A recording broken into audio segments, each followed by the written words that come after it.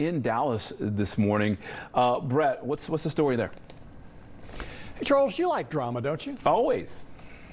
Well, I've got something for you. New drama is erupting in the fight to save the old Fairfield Lake State Park between Dallas and Houston.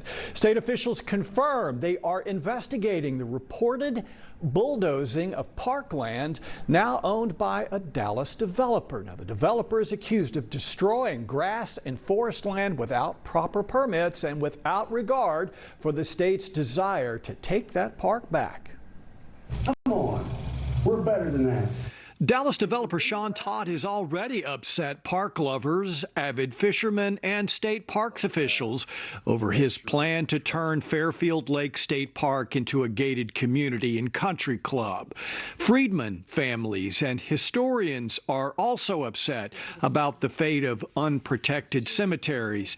And now add to that list environmentalists.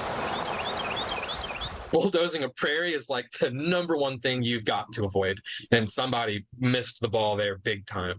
Meet Alexander Neal, who was looking at fresh satellite photos of the state park and noticed something alarming. A clear-cut and plowed under parcel of land of historical significance in the middle of the park. And what I believe we've seen with that aerial imagery is probably about 4 to 5 acres at least of a prairie that's been completely bulldozed, and some woodlands that were along that prairie over there. A plot of land that once contained unblemished and endangered native prairie grass in the middle of a rare post-oak savanna. State law requires landowners to file a construction notice of intent, creating a plan for controlling stormwater runoff. According to Neal, it was never done.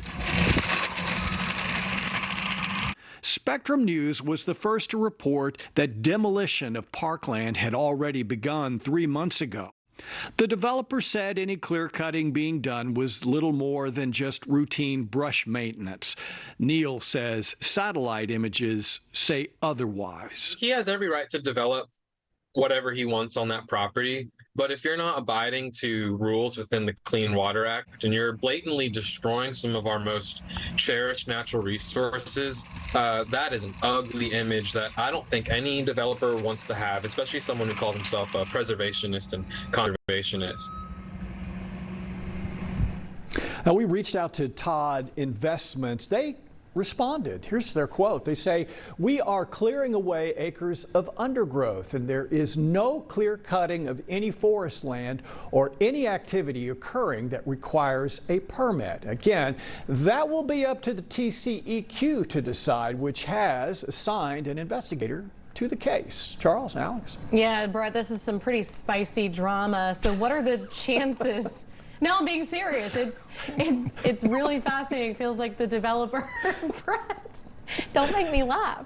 Oh, it's spicy. I'll go with spicy. It yeah, is spicy. What chances, Brett, does the developer have to actually retain the park and do whatever he wants with?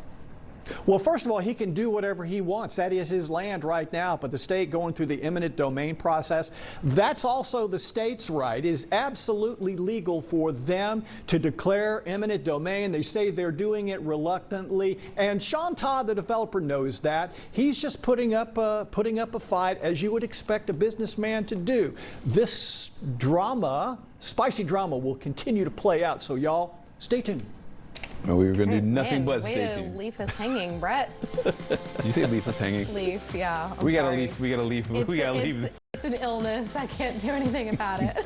We're gonna have more headlines. Check your forecast. Coming right up. Stay with us. More we'll be right spicy back. drama. I think we're gonna be right back. I don't know.